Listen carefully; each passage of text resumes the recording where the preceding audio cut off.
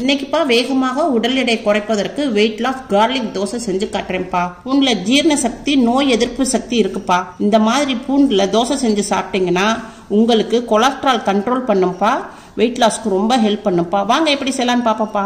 தோசைக்கு தேவையான பொருட்கள்ப்பா.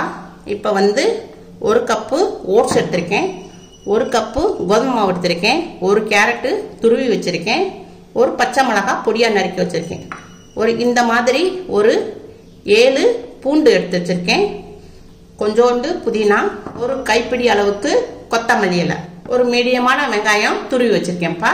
வாங்க உங்களுக்கு தோசை செஞ்சு காட்டுறேன். மிக்சி ஜார் எடுத்திருக்கோம்ப்பா. அதில் ஒரு கப்பு ஓட்ஸை மிக்சி ஜாரில் போட்டுருவோம். இது உங்களுக்கு பவுடராக்கி கொண்டுட்டு வரேன். மிக்சியில் பவுடராக்கி கொண்டு வந்திருக்கேன். நல்லா பவுடராகிருக்கு. இப்போ இதை ஒரு பவுலில் மாற்றிக்கிடுவோம். நம்ம ஒரு கப்பு கோதுமை மாவு வச்சுருந்தோம் இல்லையா, இதை இதில் போட்டுக்குருவோம். ஒரு பச்சை மிளகா பொடிசாக நறுக்கி வச்சுருக்கேன்ப்பா, இதை இதில் போட்டுக்குருவோம். வெங்காயம் பொடிசாக நறுக்கி வச்சுருக்கோம், அதை இதில் ஒரு 2 ஸ்பூன் போட்டுக்குருவோம்.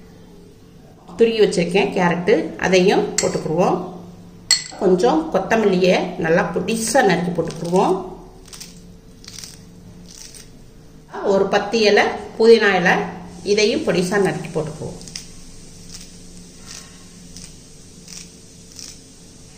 இப்போ 7 கார்லிக்கு இந்த சாப்பரில் போட்டுக்குருவோம். சாப்பர் இல்லைன்னா நீங்கள் இப்படி வெள்ளைப்பூடை இவ்வளோ பொடிசாக நறுக்கி போட்டுக்கோங்க. கத்தியில் பொடிசாக அப்படி நறுக்கி போட்டுக்கோங்க.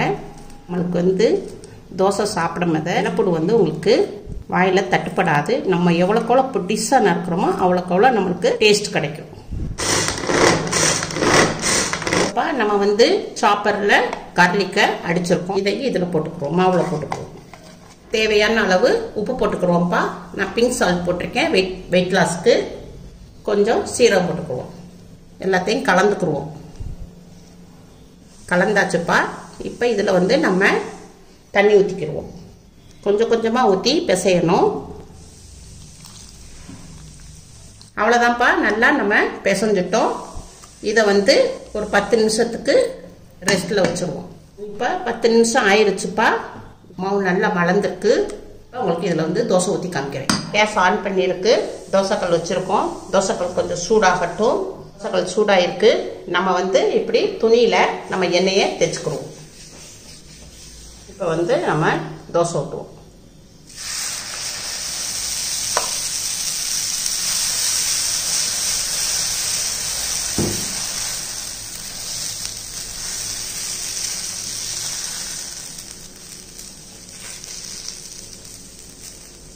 நம்ம தோசை ரொம்ப மெல்லிசாக ஊற்றக்கூடாது.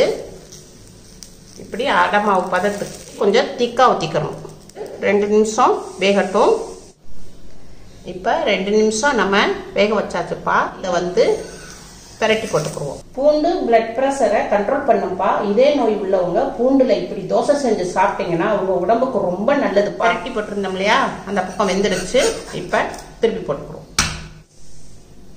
இப்போ இதை நல்லா அமுக்கி விட்டுவோம். இப்போ தோசை வெந்துருச்சு. இப்போ இதை ஒரு பிளேட்டில் மாற்றிக்கிடுவோம். அவ்வளோதான்ப்பா, கார்லிக் தோசை ரெடி ஆயிருச்சு. இதை நம்ம பிரேக்ஃபாஸ்ட்டுக்கு சாப்பிட்லாம், டின்னருக்கு சாப்பிட்லாம். சின்ன பிள்ளைகள்லேருந்து பெரியவங்க வெயிட் லாஸில் இருக்கிறவங்க எல்லாருமே சாப்பிட்லாம்ப்பா. இது ரொம்ப டேஸ்ட்டாக இருக்குது, உடம்புக்கும் ரொம்ப நல்லது. அதனால் உங்கள் வீட்டில் கட்டாயம் செஞ்சு பாருங்கள். அம்மாவுக்கு லைக் பண்ணுங்கள், ஷேர் பண்ணுங்கள், சப்ஸ்கிரைப் பண்ணுங்கள்.